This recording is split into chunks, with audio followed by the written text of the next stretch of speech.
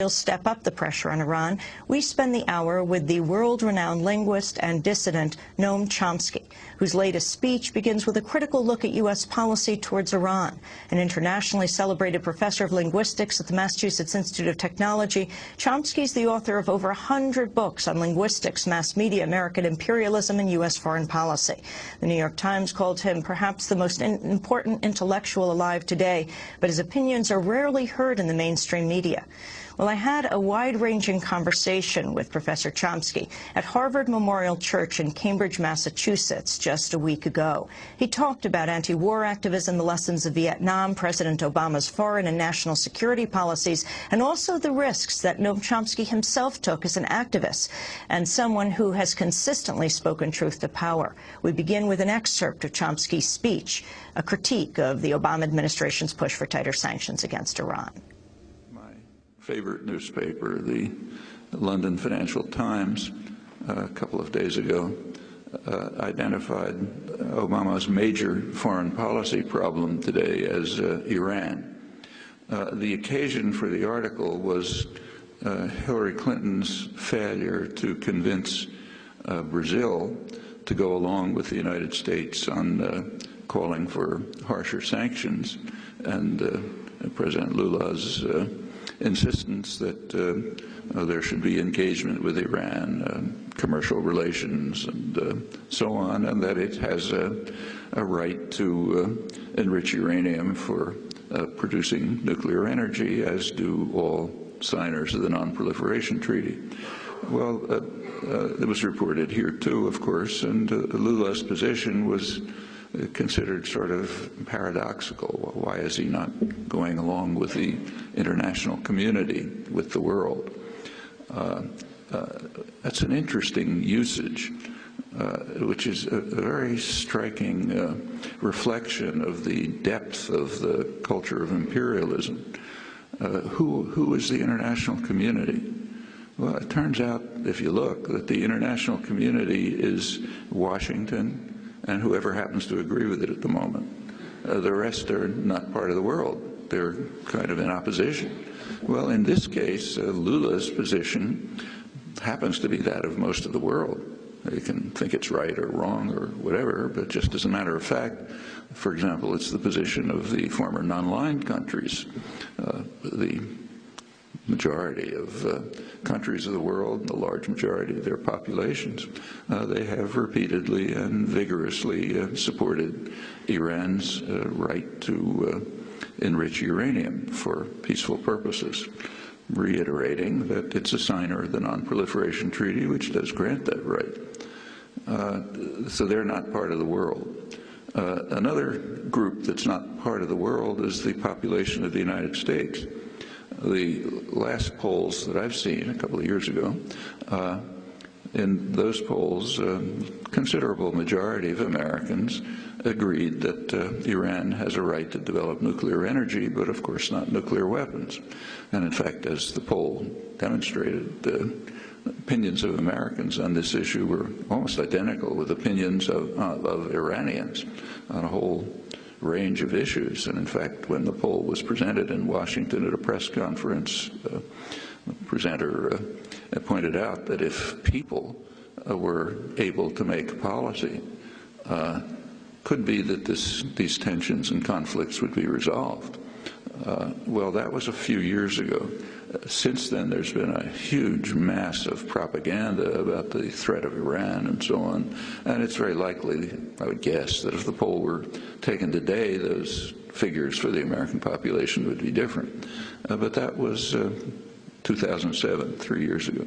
So at that point, Americans were not part of the world. Most of the majority of people of the world were not part of the world. And Lula, by repeating their view, is also not part of the world. Could be added that he's almost surely the most popular political figure in the world, but that doesn't mean anything either. So what about the conflict with Iran and the threat of Iran? Nobody in their right mind wants Iran to develop nuclear weapons, or anyone for that matter.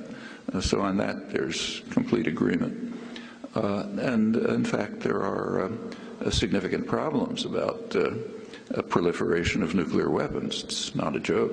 And Obama's vision forcibly stresses the need to stop the proliferation of nuclear weapons and to reduce or maybe remove nuclear weapons. Well, that's the vision. What's the practice? Well, the practice became clear a couple of months ago. Once again, the Security Council passed a resolution, 1887, I think it was October, calling on, with a criticism of Iran for not living up to commitments that were demanded by the Security Council, and also calling on all states to join the Non-Proliferation Treaty and to solve all their conflicts within the framework of the Non-Proliferation Treaty without any threats of force. Well, that particular part of the resolution was not exactly headlined here for a simple reason. It was directed at two countries, the two countries that are regularly threatening the use of force, the United States and Israel. The threat of force is in violation of the UN Charter, if anybody cares about that stale old stuff, even older than the 60s.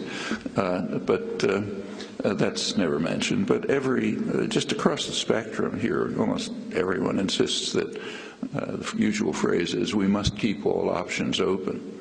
That's a threat of force. And the threat of force is not just idle. So, for example, Israel is sending its nuclear submarines into the Gulf, firing distance. They're undetectable, basically, into areas where they could fire nuclear missiles. Of course, Israel has plenty of nuclear weapons. Fire them at Iran. The U.S. and others, its allies, are carrying out field operations, exercises plainly aimed at Iran.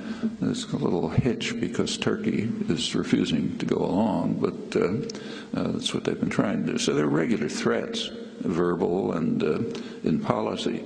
Israel actually is sending the nuclear submarines and other warships through the Suez Canal with the tacit agreement of Egypt, the Egyptian dictatorship, another U.S. client in the region. Well, those are all threats, constant, verbal, actual, and the threats do have the effect of inducing Iran to develop a deterrent. Whether they're doing it or not, I don't know. Maybe they are. But if they are, the reason, as I think almost all serious analysts would agree, is not because they intend to use nuclear weapons or missiles with nuclear weapons. If they even loaded a missile with nuclear weapons, assuming they had them, the country would be vaporized in 5 minutes. And nobody believes that the ruling clerics, whatever one thinks about them, have a kind of a death wish and want to see the entire country and society and everything they own destroyed. In fact, U.S. intelligence figures pretty high in who've talked about it estimate the possibility of Iran ever actually using a nuclear weapon as maybe 1%, so low that you can't estimate it. But it's possible that they might develop them as a deterrent. One of Israel's leading military historians, Martin von Crefeld, a couple of years ago, after the invasion of Iraq, wrote in the international press that of course, he doesn't want to see Iran have nuclear weapons. He said, but if they're not developing them, they're crazy. The U.S. had just invaded Iraq.